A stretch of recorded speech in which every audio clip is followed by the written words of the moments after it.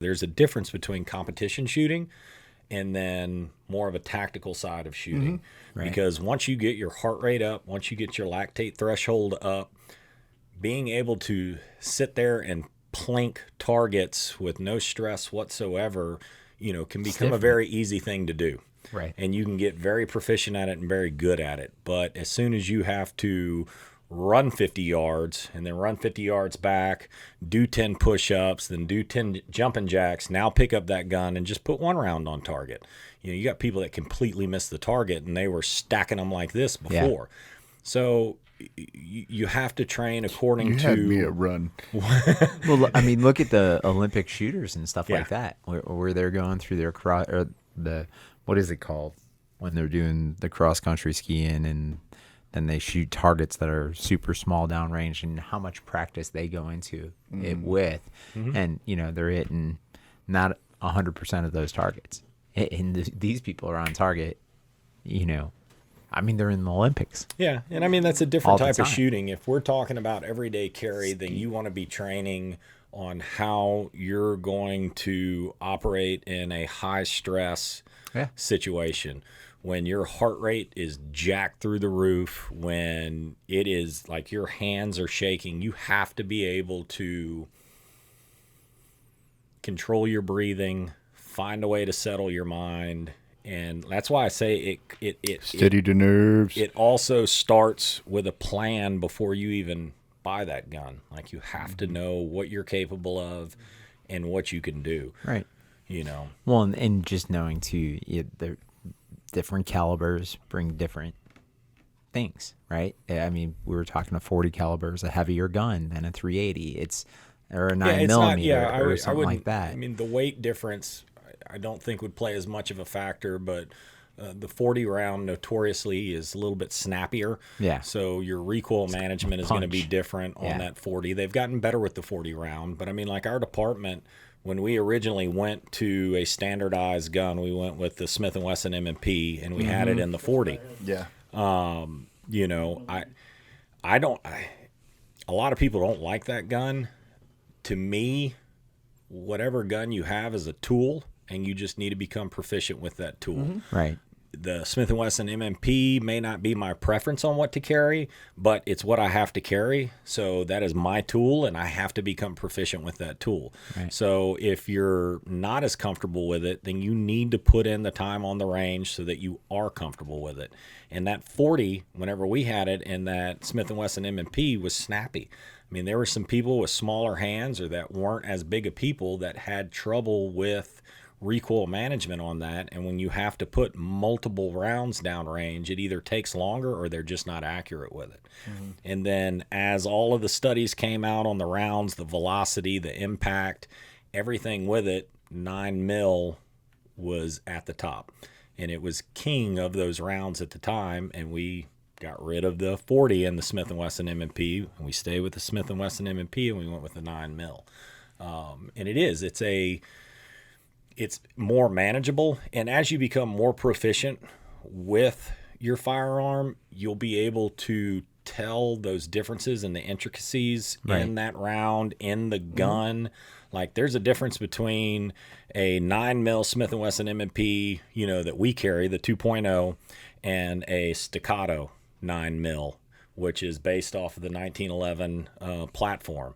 Like, those two guns are worlds apart. You got a $550, $600 gun, and you got a $3,500 gun.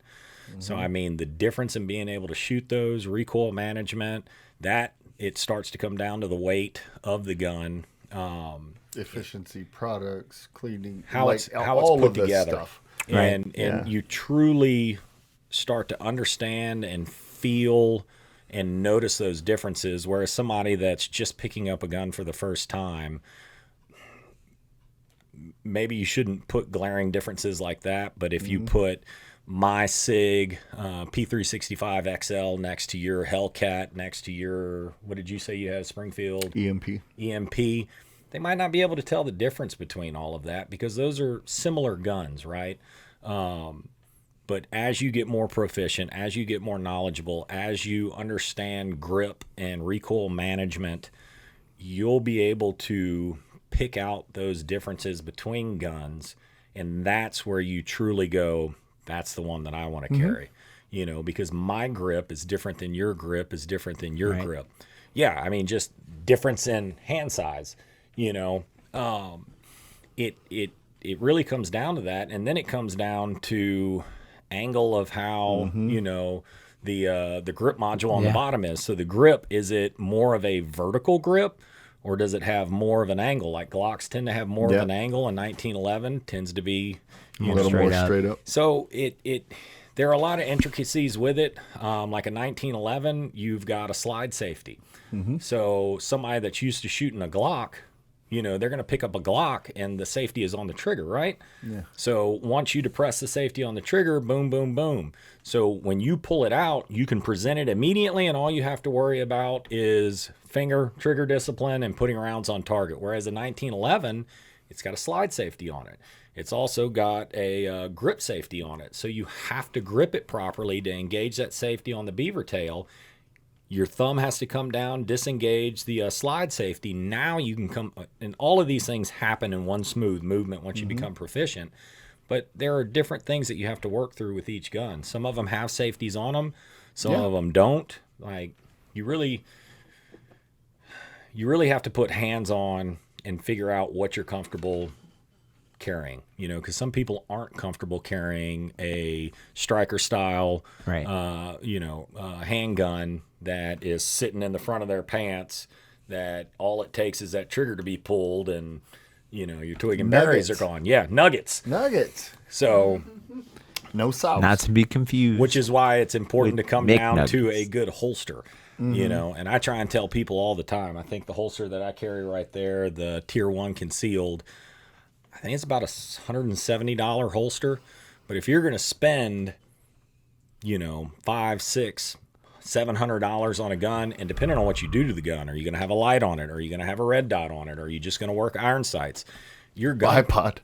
an iPod on it. No, a bipod. Bipod. I was like, Yes. an iPod. I know. Quad pod. Get you some shooting My, music. my while pistol you're has a bipod.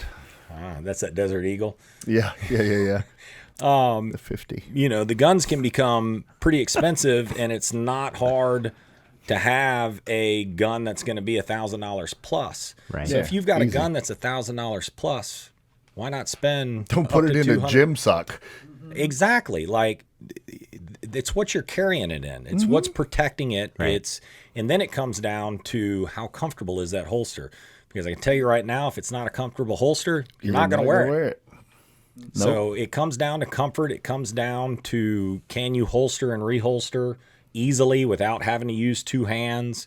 There are a lot of intricacies to it. So it's not an easy, just overnight decision that needs to be made. And there's a thought process behind it. I was just wondering how you conceal in your schmedium shirts. This is a large. I'm just being a jerk. I keep it in this crevice. Had it created Right here. Laugh. Well, that's me. I just tuck it in my belly fat. It's good. But I can, well, never mind. We're not even going to talk about it. What? No, skip it.